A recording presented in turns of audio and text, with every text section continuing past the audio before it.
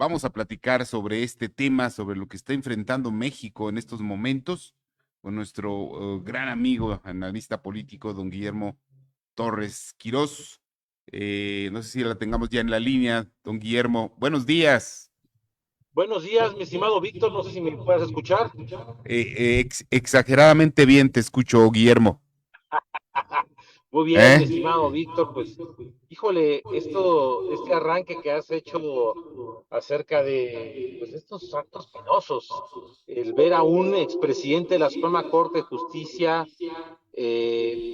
defendiendo, digámoslo así, pues su integridad, pero pues utilizando la herramienta política que le da ahora el partido gobernante y, y en una clara línea de acción directa, de golpe directo contra la presidenta de la Corte, que lo único que está haciendo la presidenta de la Corte es hacer el procedimiento que se encuentra dentro del propio Poder Judicial para iniciar un proceso contra alguien que cometió actos ilícitos en su paso dentro del Poder Judicial.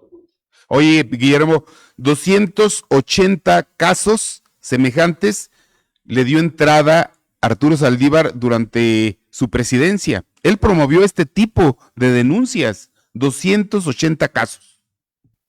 Sí, hay que recordar que cuando Saldívar fue presidente de la Corte, se hizo esta mini reforma al Poder Judicial, en lo que se hizo fue empoderar precisamente al presidente de la Corte, que también el presidente de la Suprema Corte, que también es presidente del Consejo de la Judicatura al mismo tiempo, y se le dieron facultades extraordinarias. Hubo una que no se logró, que era ampliar el periodo del presidente de la Corte 2 años más, ese ya no procedió, pero sí esa ampliación de poderes extraordinarios que entre las facultades estaba, se amplió la posibilidad de realizar investigaciones directas contra jueces y magistrados simplemente con denuncias incluso anónimas.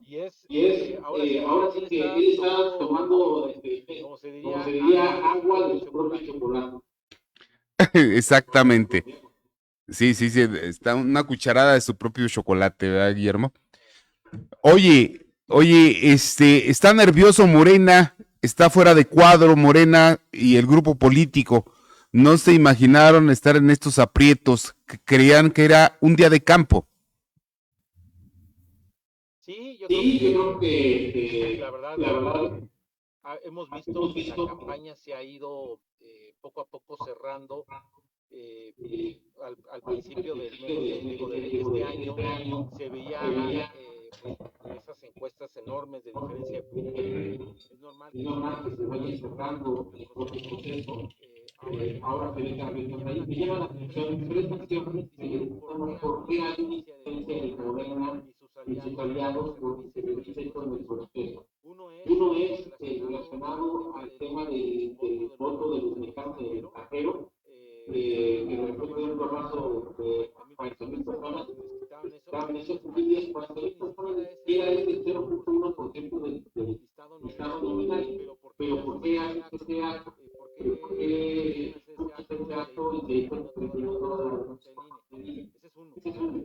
Otro, estos ataques constantes que hemos visto en sus redes sociales por las coberturas de Vox y demás hacia la candidatura de Fuerza y Corazón por México en específico. Y el tercero es que los conflictos al interior de Morena están provocando que elecciones como la de Veracruz de gobernador, o Puebla de gobernador, o Morelos se encuentren más cerradas a como estaban hace 3 meses. Entonces sí hay un cambio significativo. Entonces, ¿cómo observas al presidente de la República, Guillermo, como un elemento más dentro del proceso electoral, naturalmente? Pero ¿cómo lo observas? ¿Ya nervioso? Sí, a ver, yo creo que el presidente ha jugado un papel durante estos 6 años de ser un actor que define la agenda pública, lo sigue haciendo. La debilidad de los tres candidatos presidenciales es muy evidente en ese sentido. No generan, no provocan un ánimo en la población, y eso el presidente lo ha aprovechado. Ha habido situaciones que le han caído, como él dice, como anillo al dedo. el caso de la invasión del gobierno de Ecuador a la Embajada de México es lo que le ha dado muchísima gasolina para poder, de alguna manera, ser todavía el principal actor dentro de la agenda. Y sí he visto yo a un presidente, que hay que decirlo, desde el último año López Obrador se le ha mostrado casi siempre enojado.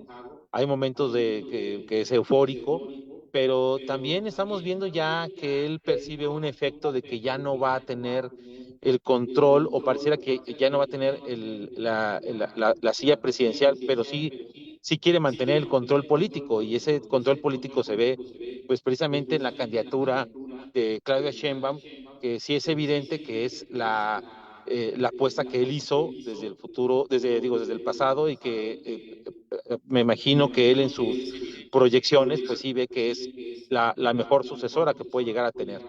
Entonces, sí, hemos visto al presidente en algunas acciones a veces molesto, de alguna manera siendo muy crítico con la oposición, como siempre lo ha hecho, como siempre ha tenido esos señalamientos, pero bueno, aprovechando la situación, que es la habilidad del presidente. Yo siempre lo he dicho, el presidente tiene una habilidad para comunicar, lo hemos visto en los efectos de las propias encuestas, cuando el presidente sigue siendo bien calificado, y que es curioso, al presidente lo califican, lo aprueban, pero dice no tiene la capacidad para gobernar, pero es un tipo honesto, es un tipo líder, es un tipo pues, con carisma, y entonces pues mantengámonos en esa dinámica.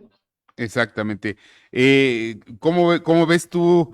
Va creciendo el interés por el proceso electoral. ¿Alcanzaremos la participación de entre 62 y 65%? ¿Cómo lo estás observando, Guillermo?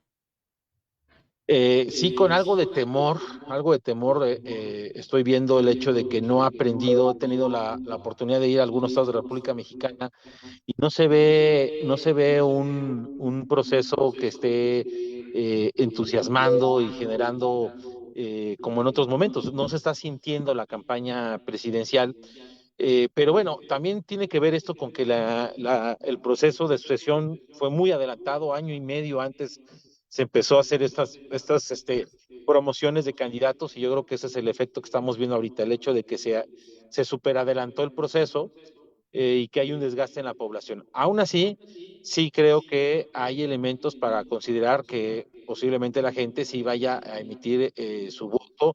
Claro, yo he mencionado en algunos espacios que veo tres alarmas en esta elección, que es el papel del crimen organizado como un actor importante, protagónico, que quiere de alguna manera incidir en el proceso a su estilo.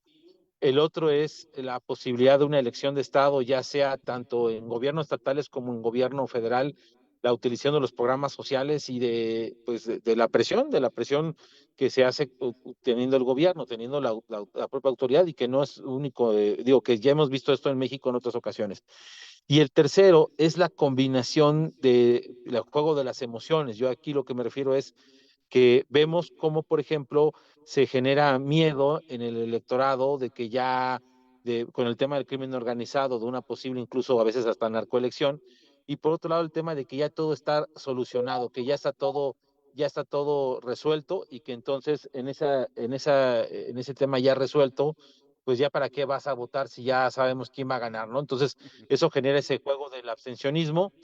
Sí veo 5 grupos de abstencionistas muy, muy claros, que yo más o menos he visualizado que los propios partidos políticos no le han puesto atención a algunos de estos sectores. Me refiero específicamente al caso de los apáticos, abstencionistas apáticos que no quieren saber nada, y de los arrepentidos, los que dicen, yo ya voté por el PAN, voté por el PRI, voté por Morena, y ya no creo en nadie, mejor para qué voto. Entonces, creo que eso es lo que estamos viendo como puntos particulares en este proceso electoral. Perfecto, pues te agradezco, Guillermo, tu disposición, tu generosidad, como siempre.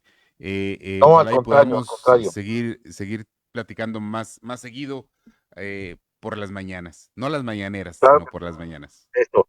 Perfecto. Sale, gracias, mi estimado Víctor.